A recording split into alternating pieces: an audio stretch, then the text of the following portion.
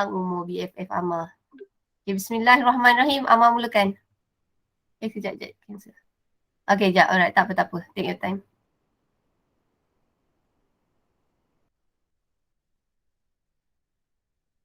Suara dengar? Jelas? Okay, Amar. Clear. Al-Fatihah. A'udzu billahi minasyaitonir rajim. Bismillahirrahmanirrahim. Alhamdulillahi rabbil alamin. Arrahmanir rahim. Maliki yaumiddin. Iyyaka na'budu wa iyyaka nasta'in. Ihdinas siratal mustaqim. Siratal ladzina an'amta 'alaihim ghairi 'alaihim waladdallin. Amin. أعوذ بالله من الشيطان الرجيم بسم الله الرحمن الرحيم اللهم افتح علينا حكمتك وانشر علينا من خزائن رحمتك يا أرحم الراحمين رب اشرح لنا صدورنا ويسر لنا أمورنا واحلل عقدة من لساننا يفقهوا قولنا رب يسر ولا ربنا آتنا في الدنيا حسنة وفي الآخرة حسنة وقنا عذاب النار وصلى الله على سيدنا محمد وعلى آله وصحبه وبارك وسلم والحمد لله رب العالمين. Amin. Alhamdulillah. Alright, so kita mulakan. So, jom. Okay, saya rasa kita boleh habis ni sebab saya rasa bila korang pergi sekolah, walaupun sekejap, saya rasa korang dah jumpa momentum kot. Macam bila pergi sekolah walaupun kita pakai set-set, dia macam ada back macam korang kembali kepada alam nyata kot saya rasa. Kalau tak, saya rasa korang macam dalam awang-awangan kan. Jadinya saya rasa bila korang kembali ke alam nyata, saya rasa korang dapat pace balik untuk belajar, untuk study. Dia ada semangat tau. Bila ada semangat, saya rasa tu yang korang boleh hantar cepat. Korang macam dulu-dulu tu macam hilang semangat sikit kan. So Alhamdulillah lah. So tahniah lah sebab semua dah berjaya hantar. Now, kita tengok yang ini Fakrul yang hantar pada saya. Okey, jom kita jawab soalan dulu tau. Raja satu, ini memang soalan pasti question ni. Saya rasa mungkin soalan ni sebaya awak. Saya rasa. Atau awak tua sikit je daripada soalan ni. Okey. Now, Raja satu menunjukkan struktur suatu sel tumbuhan. Dia tak beritahu soalan ni adalah struktur sel tumbuhan. Soalan dia kata kat sini, namakan X, namakan Y, namakan Z. So tengok kat sini tau, ni jawapan Fakrul. Dia kata X jawapannya adalah jasad Golgi. So ini adalah betul. And then jawapan nombor Y adalah kloroplas. Macam mana nak bezakan kloroplas dengan mitokondria? Betul. Macam mana nak bezakan kloroplas dengan mitokondria? Korang tahu beza tak kloroplas dengan mitokondria? So ni memang mitokondria. Yang ini adalah kloroplas. Macam mana Fakrul tahu jawapan dia yang Z tu mitokondria, yang Y tu adalah kloroplas?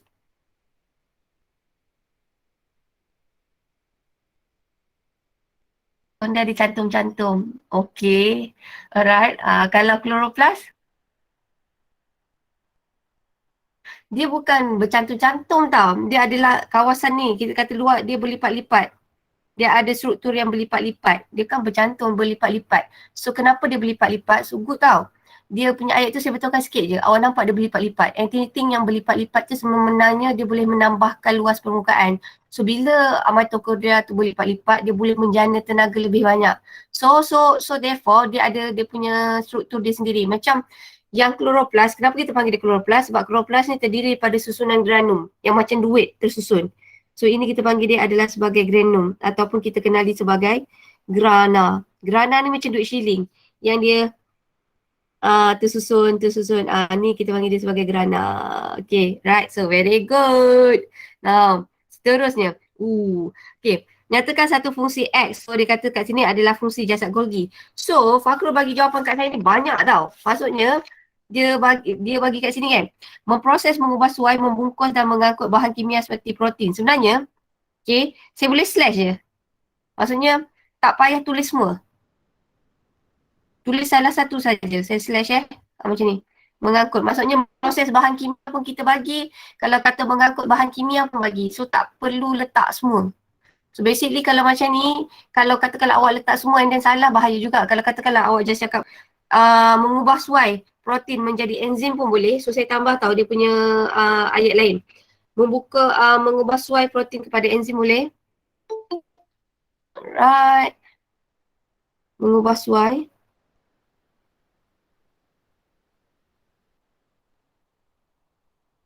protein kepada enzim. So basically tak payah panjang semua. Kepada enzim. Dan saya tambah satu. Yang ini kita jarang guna jawapan ni. Tapi jawapan ni adalah betul. Membungkus protein dalam bentuk vesikel angkutan. Membungkus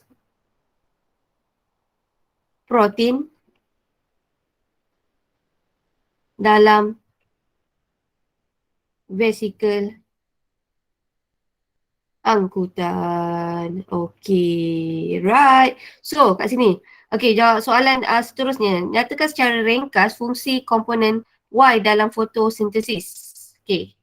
Kalau lah awak nak bagi Fakrul punya kumpulan ni, nak dah bagi dia berapa markah? 2, 1 atau 0? Korang nak bagi berapa? Kalau bagi jawapan dia. 2, 1 atau 0? 2.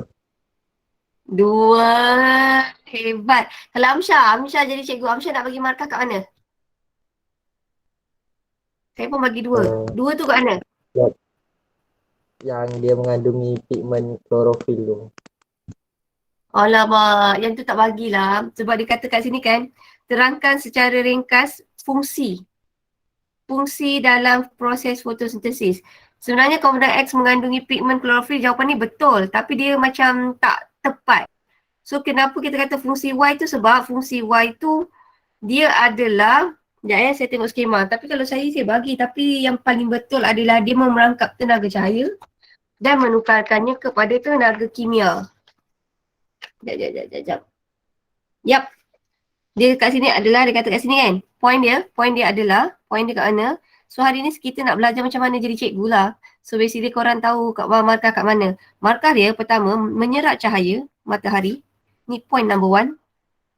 Okay. Dan menukarkannya kepada tenaga kimia semasa proses fotosintesis. Ini adalah point number 2. Okay. Ini nombor 1, point number 1. Sini adalah point number 2. So 2 markah. So yang ini ni intro je ni.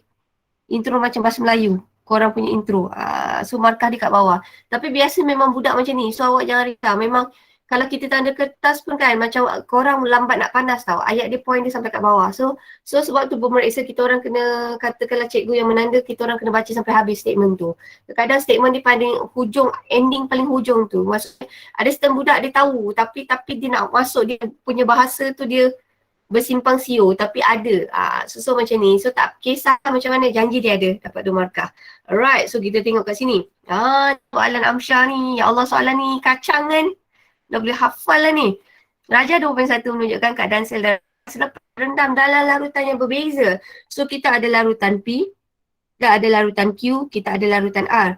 Kalau saya lukis bika. Okay, setiap ni saya lukis bika.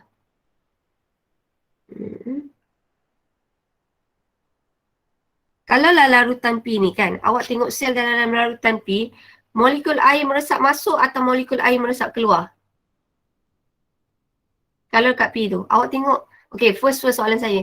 Dalam, saya nak cantikkan sikit soalan saya. So, pemerhatian awak, kalaulah sel dekat dalam sel P tu, sel tu mengecut ke, dia tidak berubah ke, ataupun dia kembang? Untuk P. Alhamdulillah, yang ini first kita tengok, ini adalah kecut, ini tak berubah. Yang ini awak tengok, awak nampak dia kembang. And then ada yang pecah, kembang dan juga pecah. So kalaulah awak tengok kat sini, awak nampak je, kalaulah you guys nampak dia kecut, maksudnya ada molekul air yang meresap keluar. H2O meresap keluar. Kalaulah yang ini dia kembang, maksudnya ada H2O meresap masuk. Macam belon, ada benda masuk, H2O ni meresap masuk. Kalau larutan Q tu, apa statement yang sesuai kita nak cakap? Tak ada air keluar masuk ke sebab tu dia tidak berubah? Kenapa? Kenapa yang Q tu sel dia tidak berubah? Kenapa Q tu sel tu tak berubah? Asal sel Q tu tak berubah? Air yang keluar dengan masuk sama je. Yes. So basically bukan tak ada air keluar masuk tau. Ada air masuk, H2O masuk, tapi air yang masuk dengan air yang keluar tu adalah pada kadar yang sama. Very good. So namakan jenis larutan. Katakanlah untuk P, awak tengok sini. Okay, rules dia tahu. Okay, saya ambil. Kenapa H2O boleh meresap keluar adalah disebabkan kita nak cerita pasal molekul air tu banyak kat mana. So kita nak bayangkan H2O ni, right, H2O ni ada banyak dekat sel berbanding dekat sini. So therefore molekul air meresap keluar. Ataupun saya tak nak bagi awak pening. Awak ingat je, kalaulah molekul air tu meresap keluar, larutan P tu adalah larutan yang pekat. Maksudnya H2O-nya adalah kurang. Kalaulah dekat sini macam mana molekul air tu boleh masuk, awak ingat larutan kat luar tu kita kata larutan R ni adalah larutan cair. So kalaulah sini pekat, sini air sikit, kalaulah cair kita kata H2O adalah banyak. So kalau larutan yang pekat, kita panggil hypertonik ke atau hypotonik? Pekat. Hyper. Very good. So kat sini nama larutan adalah hypertonik. So untuk larutan Q, pergerakan molekul air keluar dan masuk. Apakah nama larutan tu? Okay, ni tengok-tengok. Betul tak? Ya, jawapannya adalah isotonik. Very good Amsyah. Okay, so seterusnya. Ni 2 markah. Now, yang ini. Okay, ayat dia panjang sikit. Nombor 2, dia kata dekat sini, terangkan proses yang menyebabkan keadaan sel darah merah selepas direndam dalam larutan R, iaitu adalah hypotonik.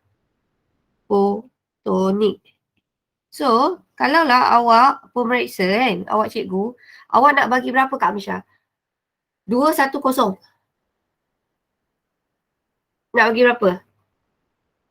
210? Cuba tengok ayat dia kan. Kepekatan bahan terlarut dalam mendali luar sel adalah lebih rendah berbanding dengan kepekatan bahan terlarut dalam sel. Hal ini menyebabkan air meresap masuk ke dalam sel dan sel mengalami hemolisis. So you guys nak bagi berapa statement ni? 2. Very good. Kalau saya pun saya setuju. 2 markah. Dekat mana kita nak bagi dia markah? Air yang masuk dalam sel. Very good. Ada molekul air meresap masuk. Point number 1. Lagi? Sel mengalami hemolisis. Ya, hebat kat sini. Yang ini pun sebenarnya betul ni. Kepekatan bahan terlarut, bahan zat terlarut. Kepekatan bahan zat terlarut, bahan zat terlarut. Bahan zat terlarut dalam mendali adalah lebih rendah berbanding sel. Ataupun awak boleh guna statement ayat yang lain. Dia direndam dalam larutan hypotonik pun boleh.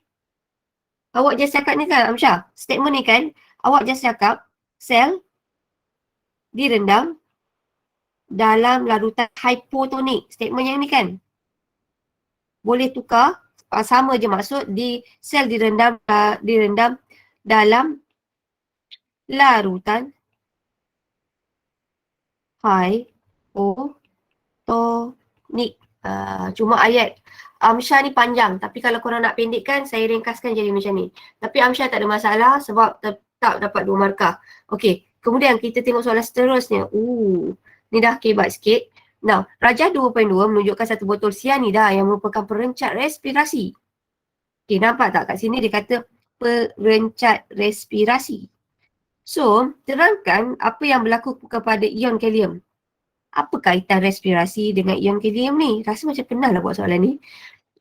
Oleh alga sekiranya sianida dapat di kawasan persekitaran. Okay, so tengok jawapan dekat sini. Sekejap, saya nak panggil seorang. Ke korang tengah makan ni? Okay, sekejap. Siapa yang saya tak pernah panggil? Korang siapa tak pernah panggil, korang PM saya tahu, bagi tahu. Saya kadang saya geram tau macam ada budak. Cikgu dulu dah kehabis sekolah, dah setahun 2 baru kat cikgu. Cikgu dulu, cikgu jarang sebut nama budak ni, nenek-nenek. Kalau saya kat sekarang buat apa? Dah masuk U. Baik korang cakap masa kat kan? Tengok saya nak siapa ni. Okay. Kita ambil Hazika lah. Hazika, kalau lah awak nak bagi berapa poin ni? Okay, nak bagi berapa markah? 2, 3, berapa markah ni saya? Okay, 2, 1 atau 0? 2, 1 atau 0? Nak bagi berapa? 2, 1 atau 0? Oh, awak baru masuk. Okay, alright. Okay, Iman. Nurul Iman. Banyak Iman kan, ramai yang beriman dalam kelas ni kan. Okay, Nurul Iman. Nak bagi berapa? 2, 1 atau 0? Iman bagi 2. Okay. Iman bagi 2. Okay, very good. Saya pun setuju. So, kat mana kita bagi markah dia 2 tu? Kat mana?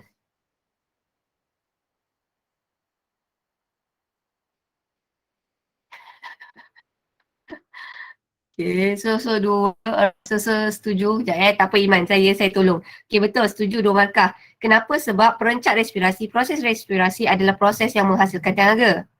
Hasilkan tenaga. So, bila ada perancat, so tenaga tu makin jadi kurang lah. So, ni point number 1. So, bila tenaga tu makin kurang, ion kalium tidak dapat diserap ataupun tidak dapat diangkut oleh alga. Kenapa? Sebab pengangkutan aktif memerlukan tenaga. So, point dia adalah P1 kat sini, point dia P2. So, kejap-kejap. Tadi saya lupa lah markah penuh kat sini berapa 6 markah je kan? Yap, 6 markah. So, sini 6 per 6. Tahniah Amsyah. Sekejap, saya nak tanda Fakrul punya. So, dapat 3 bintang. So, tadi Fakrul pun sama. 6 per 6. So, dapat 3 bintang. Tahniah. So, basically korang soalan nombor 1, soalan nombor 2 kot dah confident kot. Boleh jawab kot. Okay, now ini adalah Widat. Widat saya rasa. Ni Widat. Okay, now. Raja 3.1 menunjukkan 2 jenis makanan. Mentega, minyak masak. Mentega diperolehi daripada haiwan dan minyak masak diperoleh daripada tumbuhan. So, namakan kelas makanan ini. Nama kelas makanan ini adalah lemak. Very good. So, nyatakan fungsi kelas makanan yang dinyatakan dalam 3.1. Okay. So, tengok kat sini. Fakrul, awak terima tak jawapan ni? Nyatakan fungsi kelas makanan yang dinyatakan tu. Membekalkan sumber tenaga yang cekap kepada badan. Boleh tak kita bagi 1 markah? Okey. Yeah, boleh. Alright, so tahniah. So, selain daripada tu, fungsi lemak, sebenarnya fungsi lemak adalah sebagai penebat. Sebab tu kalaulah orang yang kurus, okay, yang kurus, yang kurang lemak, bila sejuk sikit dia senang menggigil. Kalau dia mandi, katalah air terjun, dia baru berapa minit je dia dah menggigil. Katakanlah orang yang ada banyak lemak ni sikit, dia steady je. So biasanya orang kurus ada satu kekurangan dia tak tahan sejuk. Okay, so fungsi lemak dekat sini adalah sebagai, saya tambah sikit tau. Fungsi lemak adalah sebagai penebat haba kepada haiwan. Penebat haba kepada haiwan. Contohnya macam polar bear. Polar bear tu, satu, awak tengok dia ada bulu-bulu tebal kan, dan satu lagi dia ada banyak lemak. Okay, pelapik organ dalaman. So, maksudnya organ kita ni bukannya tak ada lemak, dia ada lemak sebenarnya. Adalah pelapik untuk organ, lindungi organ dalaman. Sekejap pelapik untuk lindungi organ dalaman. Very good. Okay, tahniah. Okay, so soalan B. Okay. Dikatakan kat sini. Okay, seorang individu mengambil ni dah ni kita maka dia seorang individu mengambil mentega. Okay, jumlah yang banyak dalam diet hariannya.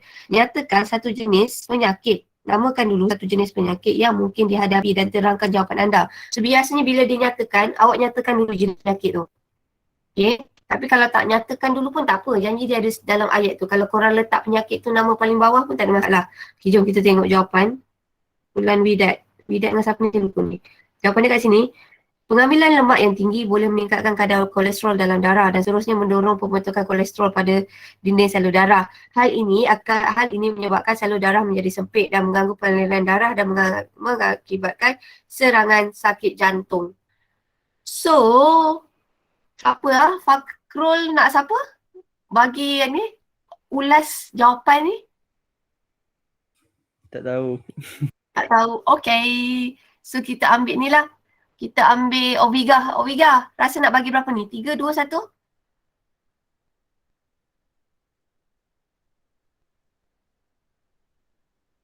Berapa kita nak bagi? 3, 2, 1. Try tengok kat sini. Dia ada tak nama penyakit? Dia ada tak mention sebab dia? So kalau kat sini dia kata suruh nyatakan dan nyatakan jenis penyakit dan ada 2 huraian. So kalau untuk bijak punya jawapan tu, dia ada tak tu semua?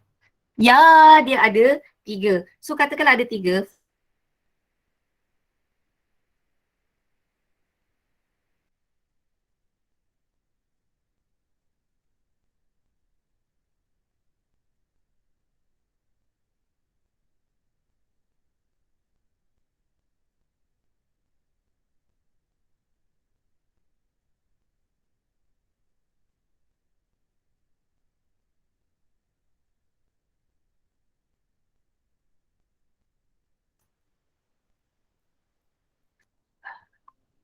Oh, sorry. Okay. Dengar tak suara saya? Dengar. Dengar. Dengar. Alright. So, okay. So sorry. Dia terhilang sekejap. Okay. So, saya ulang lagi sekali Okay. Nah, pengambilan lemak yang tinggi boleh meningkatkan kadar kolesterol. Okay. So, this one betul. Meningkatkan kadar kolesterol dalam darah. So, ini adalah explanation dia. Ini sebenarnya boleh dapat lebih daripada tu tau. Mendorong pembentukan kolesterol dalam salur darah. Menyebabkan salur darah akan menjadi sempit. Okay. Ini explanation number 2. Kemudian pengaliran darah akan mengakibatkan serangan jantung, mengganggu pengaliran darah. Okey, ni dah cukup lah ni. Pengaliran darah, mengganggu pengaliran darah, menjadi sempit. Okey. Now senang kata, kalaulah salur darah ni sempit dekat jantung, so dia boleh kena penyakit jantung. Kalau salur darah tu sempit, dia mengganggu aliran darah dekat otak, apa kita panggil? Apa kita panggil? Apa penyakit yang salur darah dia? Yes, very good, stroke. Dan satu lagi, katakanlah kalaulah ingat tak hari tu saya ada sebut tau, saya selalu salah ejen ni. Kalaulah salur darah tu disumbatkan, dia ada, salur darah kita boleh tersumbat oleh 2 komponen. Satu adalah tersumbat dengan lipid, satu lagi adalah dengan kalsium. Kalau dengan lipid, nama penyakit tu adalah selalu dia perkataan dia sikit je, beza sikit je. Right. Nama penyakit tu adalah arteriosclerosis. Arteriosclerosis. Sekejap, saya cari ejaan dia. Saya selalu confuse dengan ejaan. Arteriosclerosis. Sekejap, saya nak ambil satu nama penyakit tu je. Arteriosclerosis. Arteriosclerosis. Tolak, reject arteriosclerosis. Why? Ya, arteriosclerosis. Okay, so kita ambil satu ni.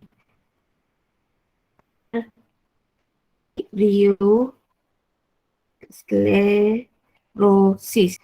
Tapi kalau awak sebut yang ini, ada satu kataan tu, kalau disebabkan oleh ni, disebutnya macam ni. Arteriosclerosis. Yang ni, tolong cek balik tau. Shooting ke kalai ke siapa-siapa, cek.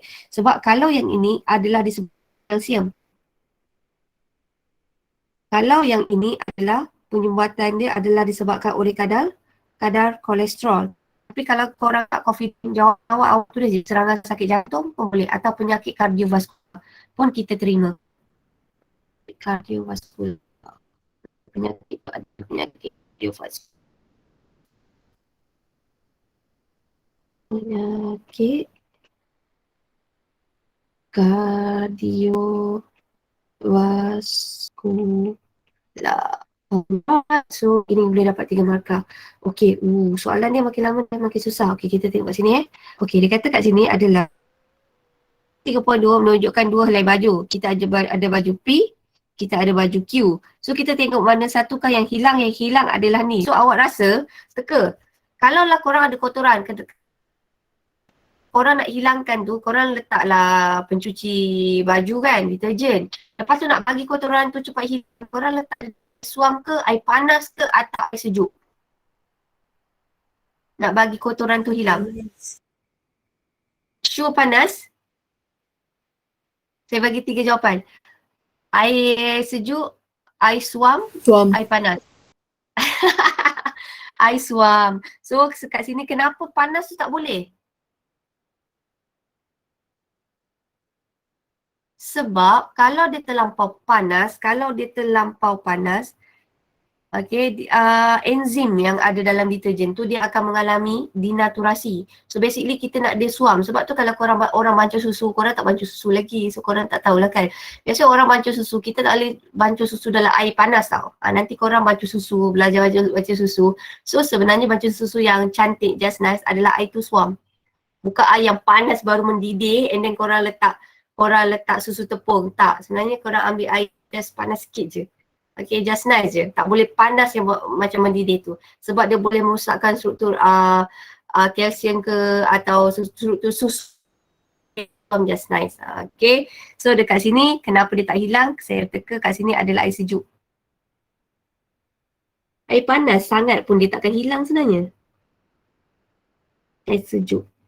Okay, so dia punya jawapan dekat sini adalah enzim X adalah lipase. Suhu yang sesuai, suhu bagi P adalah 10 darjah Celsius, suhu bagi Q adalah 35. So katakanlah kalau awak terima tak jawapan ni? Kita nak bagi WDAT berapa? Kita nak bagi 1, 2 atau 0?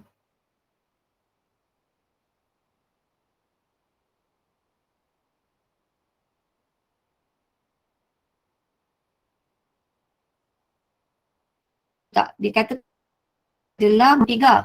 So pakai enzim tu lipase. Setuju tak jawapan kumpulan WDAT? Setuju tak? Setuju! Betul! So sini dapat markah. So suhu, okay kita setuju. Alright, so dapat 2 markah. So total dapat berapa sini?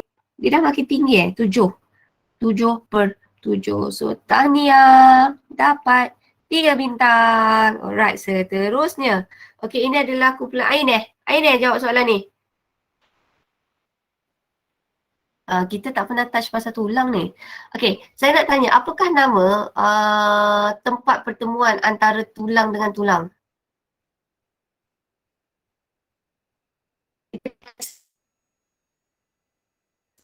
Bukan tisu penghubung. Apakah nama struktur tempat pertemuan antara tulang dengan tulang? This is start huruf S. Lepas tu E. Sendi. Yeay!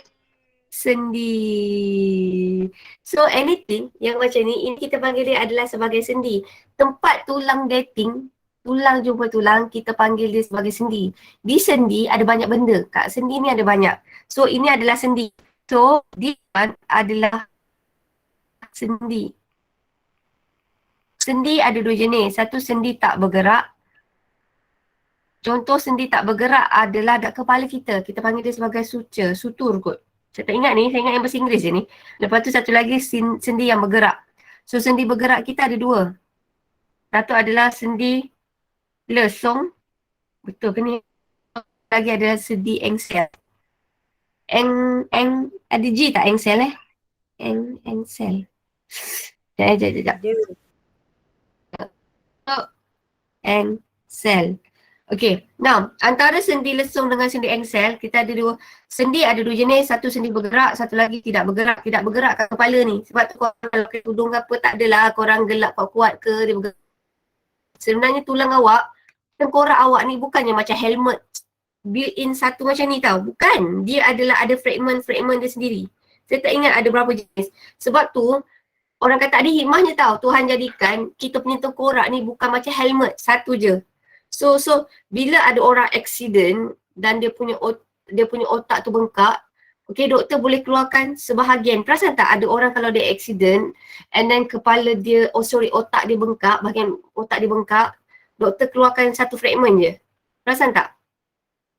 Tak pernah tengok So dia akan keluarkan satu fragment je, iaitu ada bahagian tulang yang itu je. Bukannya doktor tu pergi ambil apa nak cakap, nak ambil gergaji potong tak ada. Sebab sebenarnya dekat tengkorak kita ni dia ada beberapa tulang yang ada dalam tu. So katakanlah kalau otak tu macam cedera belah sini dan bahagian otak tu bengkak, so doktor akan keluarkan sikit. Kenapa doktor keluarkan tulang tu? Adalah disebabkan, awak tahu tak otak kita ni macam jelly tau. Otak kita sebiji macam jelly. So basically kalau tengah orang tu accident yang sangat teruk, otak tu akan bengkak. So bila bengkak, dia akan kena dekat tengkorak tu. So which is tak bagus. Sebab bila dia kena, takut dia merosakkan neuron-neuron yang ada kat otak. Therefore sebab tu kalaulah orang yang accident teruk, doktor akan keluarkan tengkorak. Bila otak tu dah kecut balik kan, baru dia pasang. Okay, sebab tu ada certain orang kalau accident dia kena keluarkan sekejap dia punya bahagian tengkorak dekat tu. Sebab dia nak bagi bahagian otak yang cedera tu maybe dia bengkak, dia nak bagi cool dulu, nak bagi dia otak tu just kembali kepada saiz asal and then baru dia pasang balik. Sebab orang kata tengkorak adalah benda hidup dan dia letak kat satu tempat yang bagikan sel-sel tengkorak tu jangan matilah, macam tu. Alright, so soalan saya melebel kan, katakanlah sendi axel ni dia bergerak, saya bagi dua jawapannya.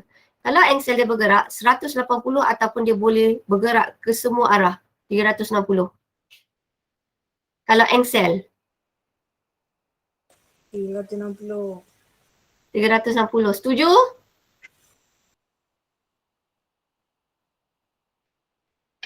Setuju tak dengan Fatia? Come on, support Fatia. Saya pun lupa ni Fatia, saya nak tengok balik. Saya rasa macam saya tak setuju ni. Setuju ke tak setuju? Axel tu macam pintu. You guys punya pintu boleh tak pusing sampai 360?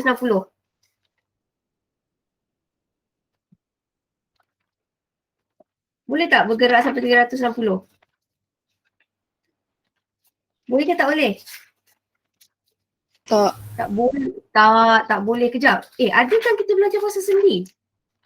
Sekejap, saya tengah cari ni. Kenapa dekat dalam, oh betul.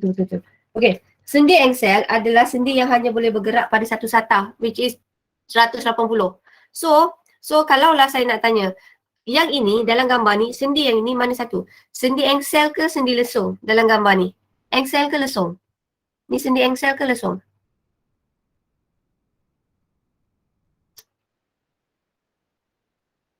Teka, korang punya tangan sekarang boleh bergerak 360 ke atau dia boleh bergerak satu satah? Apa lagi sekali Adli? Axel. Yeah, yang ini adalah sendi axel. So awak ingat, axel tu macam pintu. Korang punya pintu tak boleh pusing sampai 360 ke semua arah. So biasanya satu satah je. So bayangkan lagi sekali sendi ada dua jenis, satu tidak bergerak, satu lagi yang bergerak. So yang bergerak ni kita pecahkan kepada dua jenis je. Sebenarnya ada banyak tapi untuk level awak dua jenis je. Satu adalah sendi lesung, satu adalah axel. Axel ni kita kata dia boleh bergerak satu satah. Satu satah ni 180 macam ni ya. Satu satah. Tapi kalau lesung kita kata dia boleh bergerak ke semua arah. Ke semua arah. So kat manakah yang boleh bergerak pada semua arah?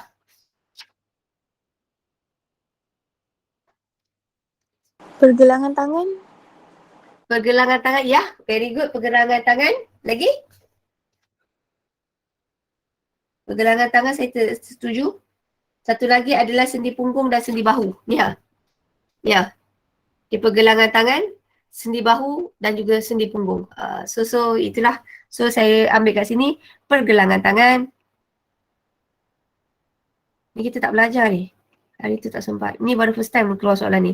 Pergelangan tangan, tadi saya kata apa? Sendi punggung, sendi bahu. Macam ni kan? Tu sendi bahu. Macam korang boleh gelik-gelik. Yes, Fatia. Ni tak, tadi saya kata axel tadi sebab kat nota yang cikgu bagi yang tahun lepas tu, nota dia kata sendi axel tu dia boleh putar semua arah. Lepas tu saya jawab tu tadi. Oh ya Allah. Oi, kalau macam tu awak betulkan? Terima kasih baik awak. Thank you Fatia. Tolong betulkan saya. Thank you so much. Saya appreciate sangat. Nanti saya tengok balik nota tu. Thank you so much. So yang lain korang betulkan tau. So thank you. Sebabnya saya mesti, maksud saya, yelah kita manusia ada buat salah kan. So thank you so much Fatia. Sangat hargai. So sebab kalau awak tak betulkan tu nanti saya akan ajar awak punya junior tu semua benda yang salah. So thank you. Alright, so awak ingat Excel tu macam ni. Okay. So yang ni, so basically terima kasih. Yang tu yang macam ni. Okay.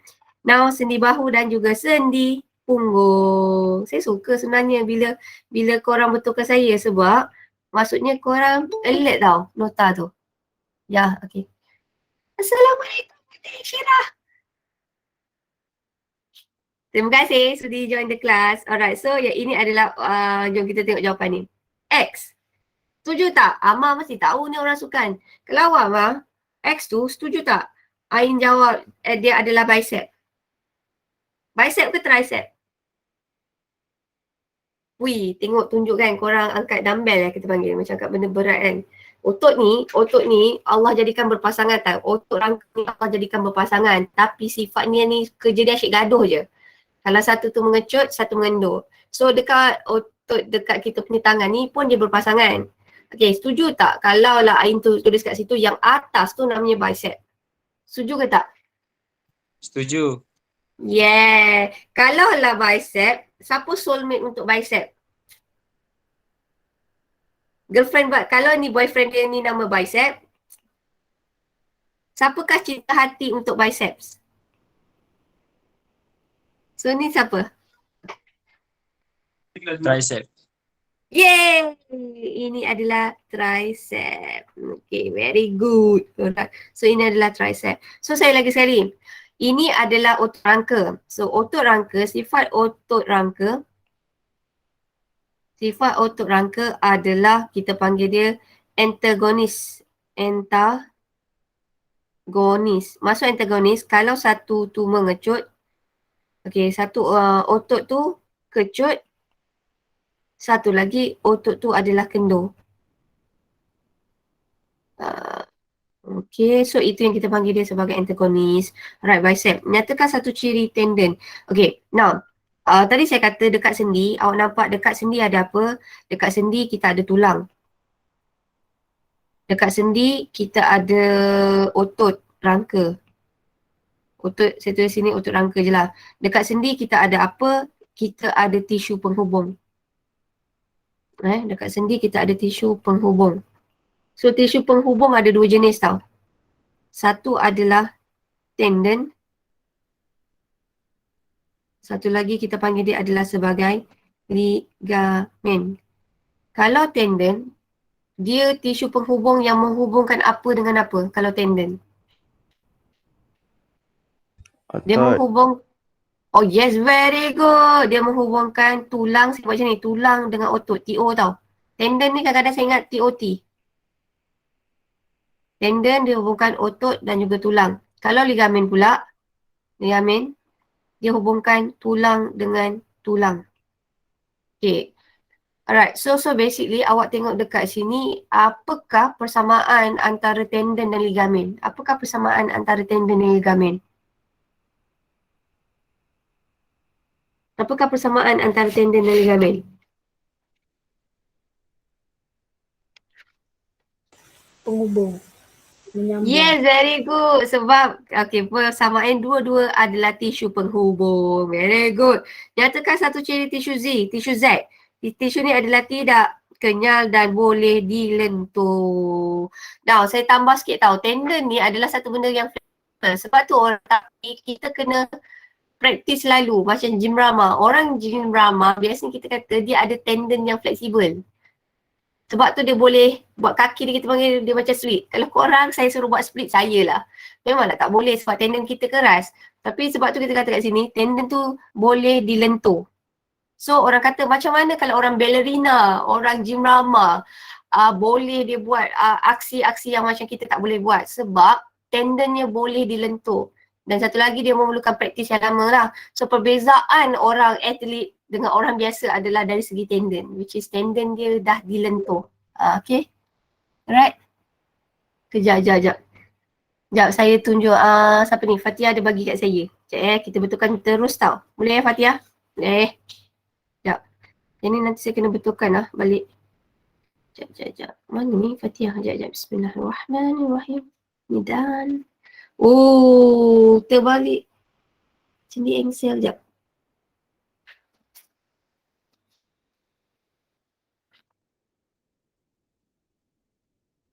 Sendi engsel satu satah. Okey. Nanti saya tengok balik tau ni Fatia. Tapi yang betul memang kalau katakanlah sendi lesung dia boleh bergerak pada semua arah. Kalau sendi engsel dia boleh bergerak hanya pada satu satah je. Dan satu lagi kenapa saya boleh ingat benda tu adalah cikgu saya ajar. Cikgu saya ajar dulu dia kata engsel awak ingat pintu. Pintu mana ada orang pintu dia boleh bergerak sampai 360. Tu je saya ingat. So sekarang saya ingat kalau engsel tu adalah dia bergerak pada satu satah.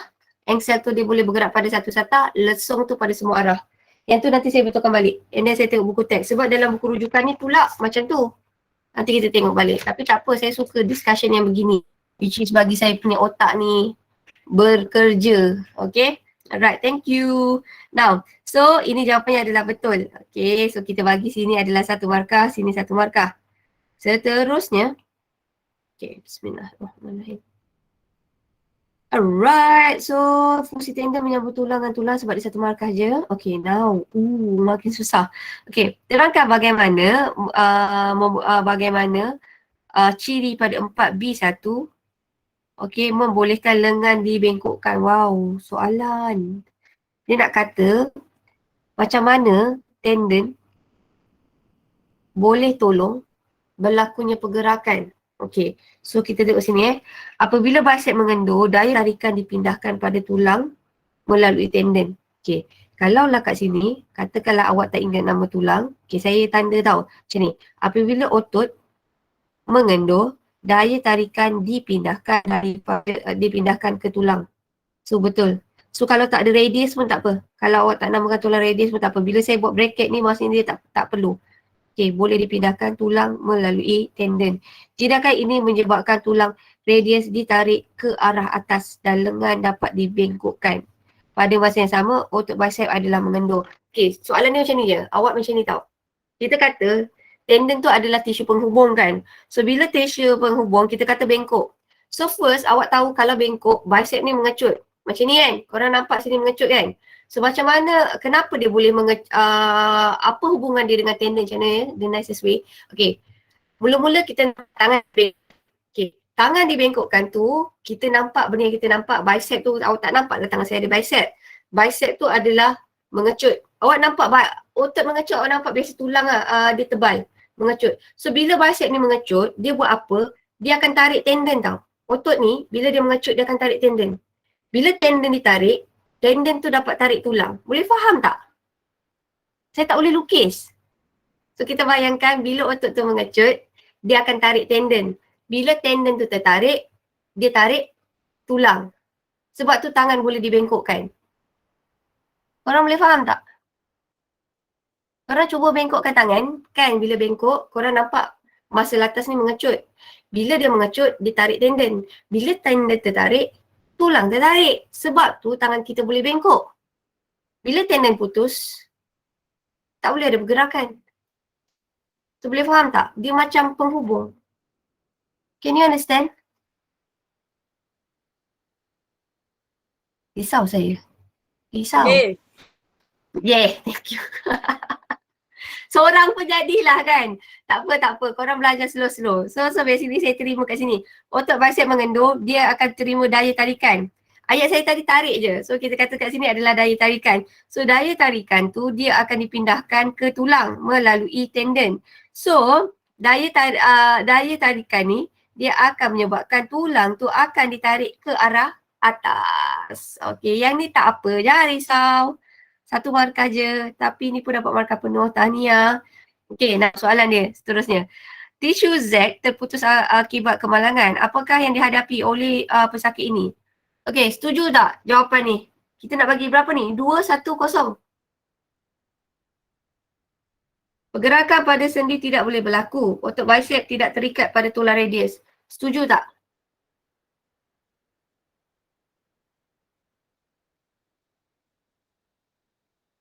Dua, satu, kosong. You guys nak bagi berapa?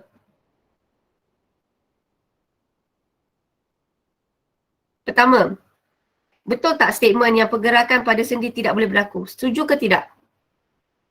Setuju. Yes, setuju. So, bila setuju, betul. Saya pun setuju. Sini satu markah. So, kenapa dia boleh jadi macam tu? Dia kata kat sini adalah Z tu putus. Otot bicep tidak terikat pada tulang. Tak payah letak radius ni. Setuju ke tidak? Setuju. Setuju. Sebab fungsi tendon adalah menghubungkan otot dan juga tulang. So, statement dia kat sini, otot tidak terikat pada tulang. Which is betul lah. Sebab bila tendon tak ada, otot ni tak boleh terikat pada tulang. So basically statement ni adalah betul. Saya setuju. So 2 markah. Okay, saya suka korang fikir sebabnya bila korang fikir, korang tahulah kenapa jawapan dia macam tu. Satu markah. 1, 2. Alright, so tahniah. Okay, so ini very good. Ini adalah osteoporosis. Okay, saya tambah sikit tau. Sebenarnya Tuhan jadikan tulang kita adalah berongga tau. Sebenarnya Tuhan tak jadikan tulang kita padat. Korang takkan jumpa tulang tu terlampau padat. Kenapa Tuhan jadikan tulang kita sedikit berongga? Tulang kita memang bukan padat sangat. Dia memang ada hole. Dia ada rongga-rongga. Tulang kita sebenarnya ada rongga. Kenapa Tuhan tak jadikan tulang kita padat?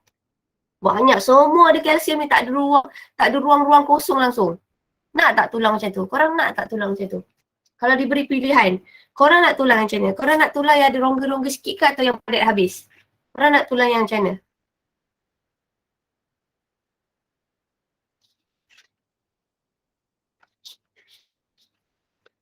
Lah cikgu, dah Tuhan bagi. Kami bersyukur je lah kan. Alright. So sebenarnya macam ni. Bila kenapa Tuhan jadikan tulang kita pada ada rongga adalah disebabkan kalau tulang kita terlampau padat, dia jadi berat. Bila dia jadi berat tulang. Maksudnya badan awak jadi berat lah. You getting heavier. Okay. So dan satu lagi, even though dia tidak padat, tulang itu tidak padat dan senang kata tulang kita tak perlu padat. Okay, dia dah boleh tampung berat. So basically sebenarnya orang saya nak cakap Tuhan ni adalah orang kata arkitek yang paling hebat sekali. Sebab kita tak perlukan berongga, kita tak perlukan padat. Okay? Dan dia ada berongga sikit walaupun dia tak berongga sedikit tapi dia boleh support berat kita. Sebenarnya orang buat bangunan, kalau you guys nanti jadi engineer, bahan whatsoever, sebenarnya bangunan-bangunan yang kita ada, dia tak perlukan dia punya what we call body, rangka dia. Korang belajar fizik tak? Rangka dia yang padat. Dia ada hole sikit-sikit pun tak apa. As long as dia dah ada stability dia tu. Saya tak ingat konsep dia. Tapi husband saya cakap macam tu. Saya tak ingat lah dia cerita pun saya masuk fizik tu saya dah pening. Tapi dia kata memang nature-nya begitu. Sebab dia ada hukum fizik. Maksudnya Tuhan penciptaan ada orang saintis dia buat research and then dia kata memang betul kita perlukan basic tu. Sebenarnya kita punya asas tu tak perlu padat. Dia ada rongga-rongga pun dia still boleh bagi kekuatan yang sama. Okay. So macam itulah. Alright. So pada pendapat anda, okay, nyatakan makanan yang sesuai. Okay, yang ni kita nak bagi berapa? 2, 1, 0. Come on guys. 2, 1, 0. 2 lah kan? Sebab dia kata kat sini, susu kerana mengandungi banyak kalsium. Selain susu, apakah jenis nutrien lain yang korang tahu ada banyak kalsium?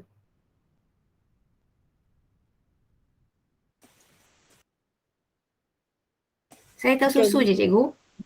Apa dia? Ya Allah, saya tahniah ikan bilis. Betul. Ikan bilis. Dan satu lagi kalau sayur, sebenarnya sayur brokoli. So nanti kalau pantang, korang makanlah banyak ikan bilis, korang makanlah banyak brokoli. Kalau tak mampu nak minum air, tak minum susu, korang makanlah sayur-sayuran ni. Okay.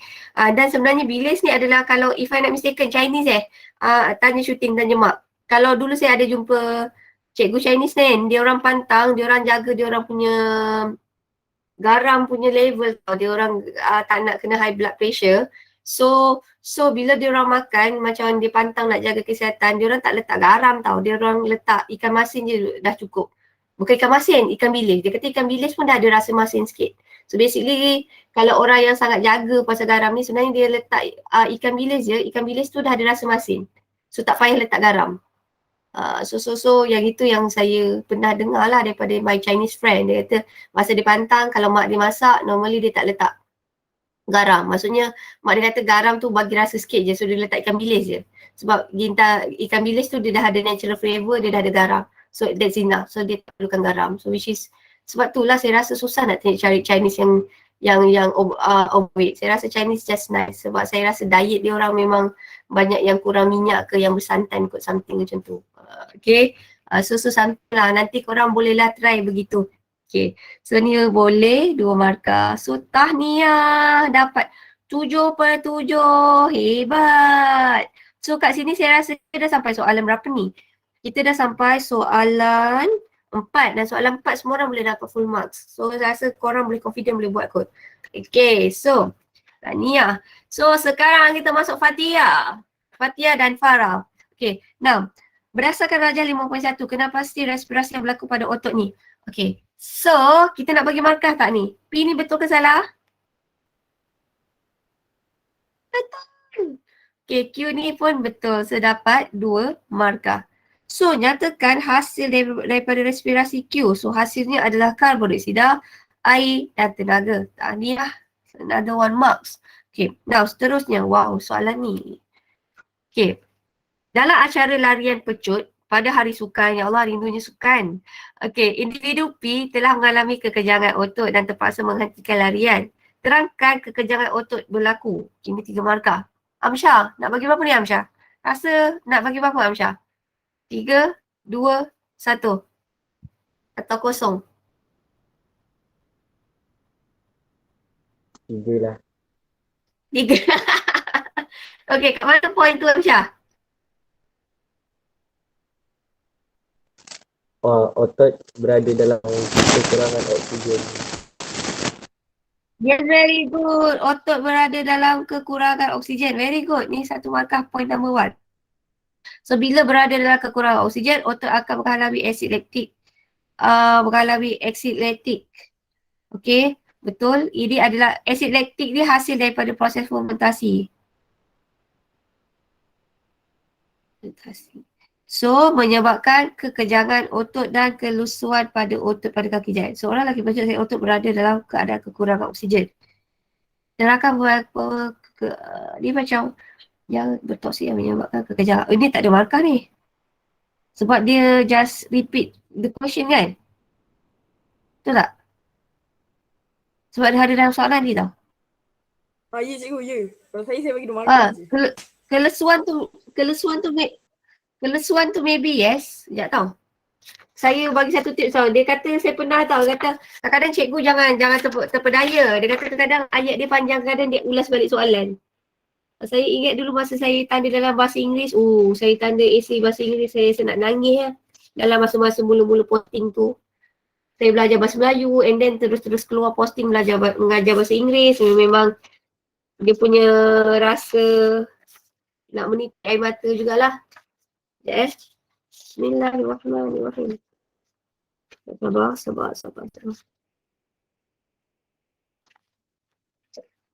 Oh, this one.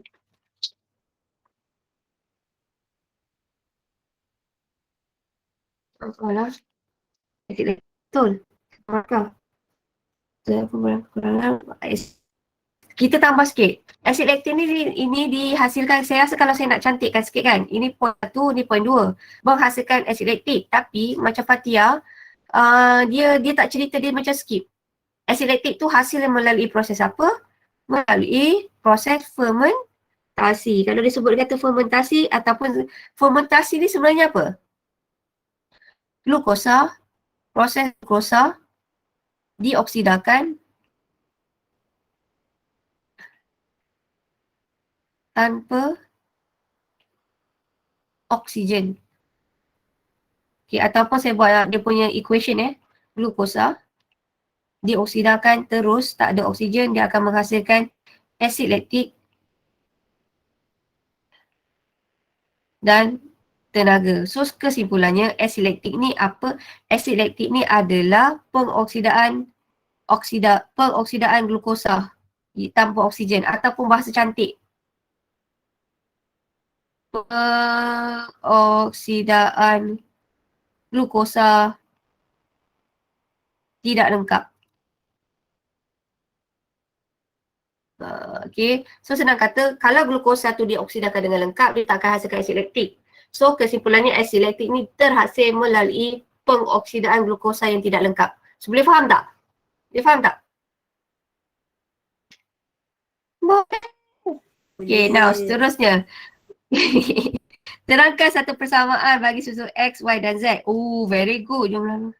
Ya, mempunyai jumlah luas permukaan perisi padu yang besar. So, dia berlaku untuk pertukaran gas respirasi yang cekak. Tahniah. Okay, now.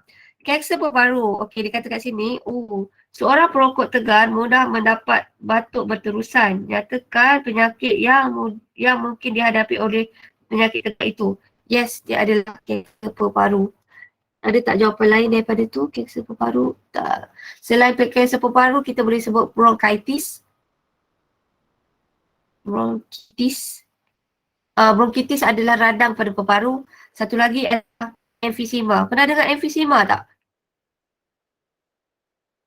Emfisema ni adalah dia akan alveolus tu akan pecah, dia menyebabkan alveolus tu kurang jumlah luas permukaan perisi padunya menjadi kurang. Okay, so penyakit ni itu. Alright, kita teruskan. Wow. Soalan ni tricky tau. Saya pun sebenarnya saya baru tahu. Okay, kenapa ada dua? Satu adalah Eli. So saya ambil dua-dua. Okay, so dia kata dekat sini tau. Oh, soalan ni sebenarnya soalan baru ni. Ni bukan soalan passive question. Sebab dulu-dulu kita orang tak belajar pun sel ni ada 3 lapisan ni. Okay. Now, okay, Rajah 6.1 menunjukkan struktur perut dan ke gastric gland, kelenjar gaster. Itu kat sini, dia kata kat sini, tisu kelenjar, tisu gaster dibina daripada sel epitelium yang telah mengalami pengebasuan. Berdasarkan Rajah 6.1, namakan bahan yang dirembeskan oleh X dan Y.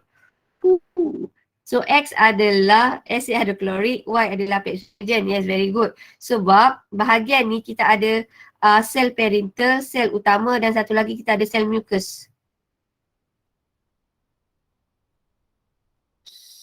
Kalau sel mucus ni senang je lah dia hasilkan mucus. Okay. So sel parental dia akan menghasilkan asid hidroklorik. Kalau lah sel utama dia akan menghasilkan pepsinogen. Which is betul. Yap, betul. Tahniah. So tahniah. Okay. Now seterusnya. Okay, nyatakan fungsi-fungsi bahan yang dirembeskan oleh X. So tahniah sebab korang pakai ulas balik soalan X. Okay, fungsi bahan X adalah menghentikan tindak balas enzim amilase. Saya kata bahan X ni adalah asid hidroklorik. Ingat tak? Awak tak payah sebut bahan X tu asid hidroklorik. Kalau korang salah sebut, takut nanti hilang markah. So sebut je bahan X. So bahan X menghentikan tindakan enzim amilase. Very good. Dan satu lagi membunuh bakteria dalam makanan. Very good. Okay, kat sini pula jawapan dia menyediakan keadaan berasid. Betul? Sebab HCl kan? So tindak balas optimum bagi enzim pepsin. Dan kedua sini memusnahkan tindak bakteria dalam perut. So dua-dua pun kita terima, sini 2 markah, sini 2 markah. So kesimpulannya fungsi asid hidroklorik ada 3. Pertama adalah menghentikan tindak balas enzim amilase. Kedua, menyediakan medium optimum untuk tindak balas enzim pepsin. Ketiga, memusnahkan bakteria dalam perut. Okay. Now seterusnya. Saya rasa saya berhenti sampai sini. Yang lain saya ni. And then minggu depan saya nak cuti tau. Kita cuti di Pulau Bali. Kita celebrate di Pulau Bali. So minggu depan kita tak ada kelas tambahan. Okay, now. Rajah 6.2. Okay, yang ini adalah adalah pintasan jus gaster. Yang ni sebenarnya korang jangan terpedaya tau dengan orang-orang yang jual produk. Kadang orang jual produk dia kata dia orang makan benda ni dan dia orang boleh kurus. Dia tengok dia kurus mendadak. Sometimes satu benda yang dia orang tak bagi tahu korang sebenarnya dia orang buat ni tau, pintasan ni. Jus gaster. Tapi dia orang claim dia orang makan produk. So basically korang careful sikit tau dia. Sebenarnya korang tak perlu makan produk. Korang kurangkan kalori, exercise, Itu je. Sebenarnya tak ada jalan shortcut, tak ada korang makan ubat ke whatsoever, tak ada. Okay, kalau korang nak cepat juga macam dia orang, korang buatlah pembedahan ni. So kesimpulannya, kalau orang jual produk tu, jangan percaya 100%. Sebab kebanyakan yang jual produk tu kadang-kadang dia orang dah buat benda ni. Tapi dia orang tak mengaku, dia orang kata dia orang makan produk. Okay, so careful sikit Now, so dekat sini ramalkan dua kesan ke atas sistem pencernaan individu selepas menjalani pintasan gester. So sekarang, daripada gambar ni, dia orang modify apa ni? Dia orang modify perut kan? So perut ni tempat pencernaan apa? Makanan jenis apa? Perut ni tempat pencernaan makanan jenis apa? Protein. Lemak, yes, protein. So kalau perut tu kecil, dia mengganggu tak pencernaan protein? Ganggu. Boleh tak mengganggu? Kalau perut tu kecil, boleh tak dia mengganggu pencernaan protein? Boleh. Boleh tak? Yeah, boleh. So katakanlah kalau korang tak jawab, yang ni betul tau. Cerik-berik ni betul. Saya pun tak tahu. Dia mengganggu pencernaan. Ni betul tau. Satu lagi, ini esophagus akan kembang. Sekejap. Saya rasa yang ni betul. Ada dalam Google kot ni. Saya rasa sekejap Sekejap. Saya tak staple jadi macam ni lah ni. Bismillahirrahmanirrahim. Dia kata kat sini, mengurangkan pencernaan protein, jangkitan, mual, dizzy. Ni kepang ni tak ada. Usus esophagus kembang tak ada dalam skema. Cerit berit, saya terima. Dekat sini ada terima. Okay. Masalah buang air besar sembelit, yes, betul. Pun terima. Okay, so kat sini 2 markah. Walaupun sini salah. Okay, jom kita tengok Ellie punya jawapan. Ulcer perut, yes, very good. Sebab bila bedah, berlakunya luka tau. So ulcer ni adalah luka. So betul. Berlakunya jangkitan kuman pada, okay. Boleh tak kita tukar pada benda lain? Kuman ni sebenarnya adalah satu statement. Kuman ni, tapi memang orang selalu guna kuman. Tapi sebenarnya kuman ni bukan bahasa sains. Kita gunalah perkataan jangkitan bakteria. Kalau macam ni Ellie buat macam ni kan, masa periksa kan? Ni pangkah kat kuman. So dapat 1 markah je. Okay, katakanlah ikut logiknya awak tengok macam ni. Kalau lah ikut logiknya awak kata kat sini, dia mengganggu pencernaan protein. Sebab perut jadi kecil, pencernaan protein terganggu.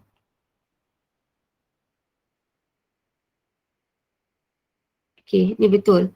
Kemudian kita nak kata kat sini refleksin, mual, pening and then dia risiko jangkitan ni kan. Risiko jangkitan ni adalah disebabkan HCl jadi sikit. Bila perut kecil, HCl jadi kecil. Apa kaitan HCl dengan bakteria? Senang kata bila perut korang kecil, korang senang kena jangkitan bakteria adalah disebabkan HCl tu kurang. Bila perut tu kecil, HCl tak banyak. Kenapa HCl? Apa kaitan HCl dengan bakteria? Bakteria tak boleh Apa hidup weh kalau tempat berasid sangat. Betulkan lagi sikit. Yes, betul. Bakteria tak boleh hidup kerana sebenarnya fungsi HCl, tadi kan ada statement Adlin kan? Cik Adlin kot. Dia kata kat sini dapat membunuh bakteria dalam makanan. Therefore, kalau perut tu makin kecil, HCl sikit. Bila HCl sikit, kalau dia tak dapat bunuh banyak mikroorganisma atau dia tak dapat bunuh banyak bakteria. So therefore, senang ke lagi kena jangkitan. So basically sebenarnya sebelum orang buat gastric bypass ni, saya rasa dia orang kena pantang makan. So maybe dia orang tak boleh makan protein banyak. Sebab dia takut mengganggu pencernaan. Kemudian kedua mungkin dia kena makanan yang soft-soft sebab kat situ luka kan. Dia ada sikit pembedahan. So basically sebenarnya kalau orang yang buat gastric bypass ni sebenarnya pintasan gaster ni sebenarnya dia ada dia punya side effect. So normally doktor akan buat counselling dulu. Dan dia tak bagi dia, orang kata kalau kat hospital kerajaan kita tak bagi dia terus mana-mana buat. So basically kita tengok dia punya kesihatan. Contohnya kalau orang yang obesity terlampau obese yang kalau dia tidur oksigen tak sampai, yes, yang itu kita akan buat untuk gaster bypass tu. Alright. So saya minta maaf, saya berhenti sampai kat sini. Saya tak sempat nak buat yang ini. Korang tahan tak? Saya takut saya kesian dekat ni. Saya kesian dekat set B. Saya takut besok set B tak datang sekolah. Set B okey ke? Set B! Okay. Saya habiskan sebab saya nak di Pavali minggu depan. Okay, sekejap Kita nak di Pavali. Alright, so saya habiskan sebab kesian tinggal sikit Okay, 6. Soalan dia kan. Raja 7.1 menunjukkan keratan rentas jantung yang bersambung kepada paru-paru. Okey. Yang ini dia kata namakan salur darah.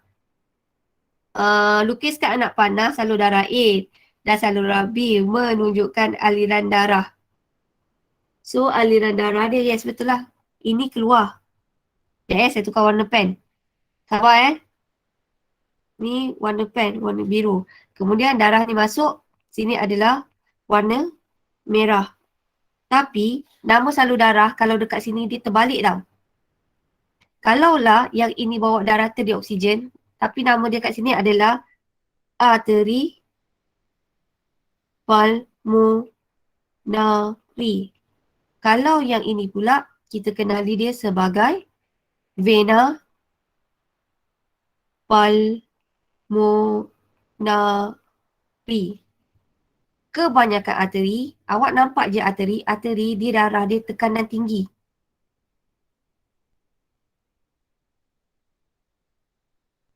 Dan biasanya arteri, ini satu arteri yang bawa darah teroksigen. Okey. Persamaan semua arteri, dia bawa darah tekanan tinggi dan satu dia bawa darah keluar dari jantung. Kalau yang B ni you guys nampak, dia bawa darah masuk ke jantung. So darah dia tekanan rendah.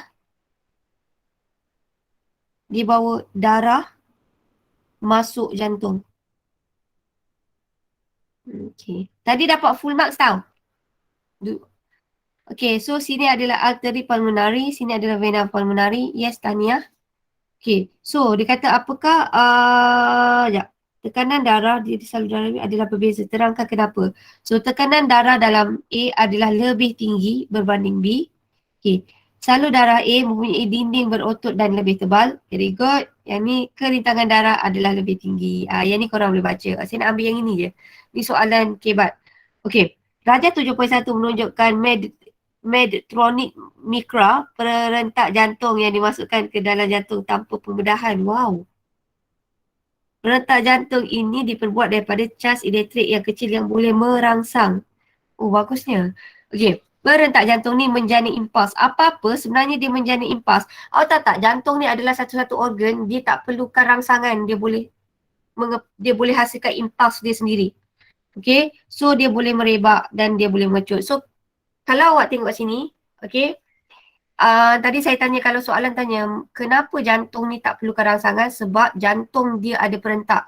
Perentak, dia boleh menjadi impuls. Tapi benda lain, dia perlukan rangsangan baru impuls tu terhasil. Sebab tu orang boleh, tahu tak koma? Brain dead. Brain dead adalah disebabkan otak dia dah tak berfungsi tapi jantung tu masih boleh mengepam. Kenapa lagi saya cakap? Sebab jantung berfungsi tanpa perlukan rangsangan daripada otak ke whatsoever. Sebab dekat jantung sendiri dia dah ada perentak. Perentak tu yang hasilkan impuls. Impuls tu dia tak bergantung kepada rangsangan daripada mana. So dia boleh mengepam sendiri. Sebab tu dalam certain case, so kita kata dia sebagai brain dead, koma. Maksudnya otak dia dah tak berfungsi tapi jantung dia masih boleh mengepam. Okay, so ini betul. So saya nak habiskan dekat shooting. Kesian kat shooting. Okay. Darjah 8.1 menunjukkan tindakan antibody dan antigen dalam gerak balas keimunan. Saya ingat soalan nombor 8 ni susah. Tapi rupanya taklah susah mana. So antigen merangsang sel limfosit membebaskan antibody. Ini adalah penggumpalan. So antibody menggumbalkan antigen. Yes, very good. 2 markah. So tindakan ini, okay, soalan kedua. Bagaimanakah pelekatan antara antigen dan antibody dapat mengatasi serangan bakteria?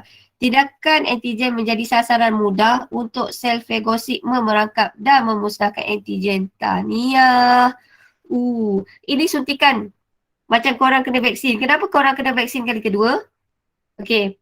Kenapa you guys kena vaksin kali kedua? Sebab kita nak memastikan ni. Masa korang suntikan kali pertama, korang dah ada kepekatan antibody. Tapi korang belum kebal. Senang kata, masa suntikan pertama, korang dah ada antibody. Tapi antibody awak tak cukup banyak. Macam mana korang nak jadi kebal atau imun? Kita kena pastikan kepekatan antibodi melepasi aras keimunan. Sebab tu kita apa-apa suntikan kita perlukan second dose. Dos ketiga adalah booster tapi dia bergantung kepada orang. So kenapa kita perlukan suntikan kedua? Sebab kita nak memastikan kepekatan antibodi ni melepasi aras keimunan. Kalau dia tak melepasi aras keimunan, korang boleh dapat penyakit.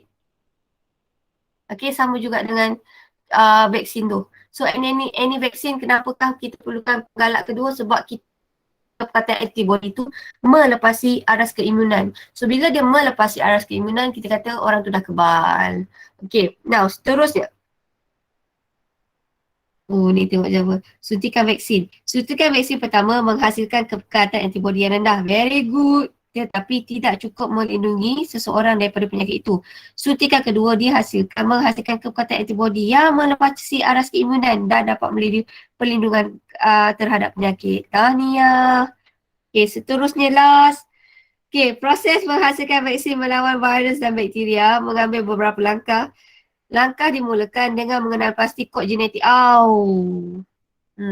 Tak, vaksin yang kita buat sekarang ni adalah vaksin menggunakan teknologi ni. Okay, saya lupa. Vaksin yang kita kena suntik lama tu Sinovac Ada satu vaksin, kita ada banyak jenis tau. Kita ada Sinovac, kita ada Pfizer. Sinovac, Pfizer, satu lagi apa AstraZeneca. Pfizer. AstraZeneca. Mana satu yang kena suntik tunggu sebulan baru suntik baru? AstraZeneca. Saya tak ingat. AZ tu dia guna old school tau. AZ tu dia cara penghasilan vaksin yang lama tau. AZ tu dia pakai betul-betul patogen. Sebab tu korang yang muda, korang tak boleh dapat AZ. Korang tak dapat AZ, korang dapat Pfizer. Korang tak Pfizer pakai apa? Pfizer pakai yang ini. Pfizer dia pakai MRI, dia pakai teknologi ni lah, teknologi yang ini. Langkah dimulakan dengan mengenal pasti kod genetik virus. Senang kata kita macam duplicate je. Replicate, saya tak ingat lah. Adik saya ada cerita benda dekat saya tapi saya lupa. Tapi dia kata yang ini kita bagi yang side effectnya adalah yang rendah. Sebab kalau lah budak macam korang umur 17 tahun kita bagi AZ, kita takut nanti side effect dia lebih. Okay, side effect dia tu macam mana? Macam ni tau. Kita nak bayangkan setiap orang ada limfosit. Teori. Kalau korang muda, sel darah putih awak adalah sangat aktif tau, sangat sensitif. So bila masuk benda asing, badan awak trigger benda tu. Tetapi kalau orang tua, badan sel darah putih dia dah tua. Benda asing tu masuk, dia tak sensitif sangat. Dia tak akan menghasilkan tidak balas. Tapi sama je. Dua-dua hasilkan antibody. Dua-dua kebal. Cuma kita nak cakap kalau korang muda, sel darah putih korang sangat aktif. Dia nampak je benda pelik sikit, dia akan terus menghasilkan kesan. Okay? Right, dia terus ada side effect. Okay? So sebab tu korang tak dapat AZ. Korang dapat Pfizer. Sebab bila diorang fikir Pfizer ni adalah side effect yang paling rendah sekali. Budak orang-orang tua pun macam bapak saya dapat Pfizer. Bapak saya dapat Pfizer, saya pun dapat Pfizer. Bapak saya relax je. Lepas cocok dia boleh buat keripik. Saya dapat Pfizer kali kedua, saya rasa saya tumbang 2 hari kot. Memang first saya kena Pfizer, saya punya tangan tak boleh sentuh. Anak saya sentuh sikit je macam saya tak tahu nak cakap macam mana. So dia punya side effect adalah sangat berbeza sebab dia bergantung kepada sel darah putih orang. Tapi kita tak kata sel darah putih orang tu lebih hebat. Tak. Badan awak sendiri.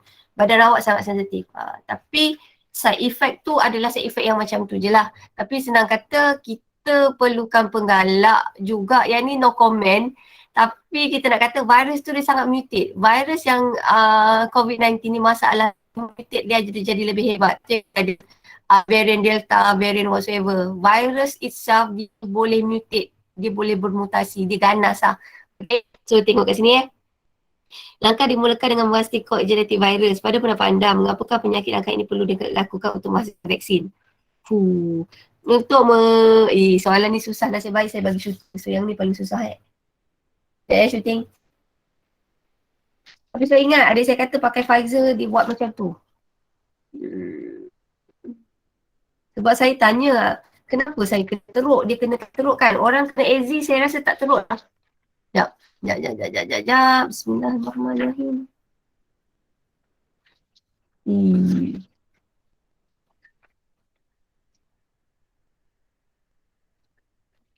menentukan asid amino membina virus yang berkaitan. Maklumat genetik terdapat dalam urutan asid amino. Saya tidak mengerti DNA virus itu. Kemudian, sekejap ya. Vaksin. Okey, saya tambah sikit ni. Dekat sini dapat markah kat sini je. Ni baru halfway. Markah dia 3 kan. So saya tambah kat sini tahu shooting. Dia kata kat sini, kita kena kata kat sini dengan tubuh dapat mengenal, tubuh dapat mengenali kod virus itu dan menghasilkan tidak balas. Saya tambah sikit tau. Tubuh masih mengenal, ni kita cerita lain kali tau. Mengenali kod genetik sebab besok kita sekolah. Virus dan hasilkan tindak balas.